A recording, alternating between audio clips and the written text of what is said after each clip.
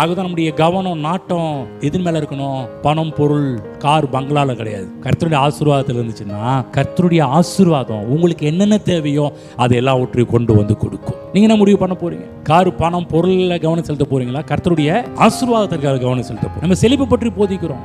எது இதெல்லாம் God's power, அதை பற்றி பேசிக்கிட்டு வரோம். அப்ப அதுதான் உங்களுக்கு வேண்டிய எல்லாவற்றையும் கொண்டு வந்து கொடுக்கக்கூடிய ஆற்றல் அதற்கு இருக்கிறது. இப்ப ஆசீர்வாதத்தின் மூலமாக வரக்கூடிய பலாபலன்கள் மீது நம்முடைய கண்ணை வைக்க கூடாது.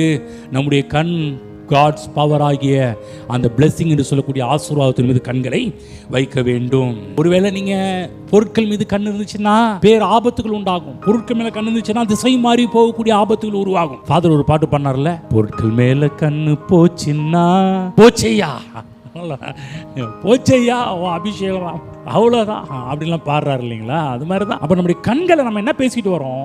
ஆசீர்வாதம், செழிப்பு இதெல்லாம் பற்றி பேசும்போது எதை பேசுகிறோம்? உங்கள் கண்களை பொருட்கள் மேலே இல்லை, உங்கள் கண்களை தேவ வல்லமையின் மீது, தேவன் மீதும் உங்கள் கண்களை வச்சு பாருங்க. அது கரெக்டாக எல்லாவற்றையும் உங்களுக்கு கொண்டு வந்து கொடுக்கும்.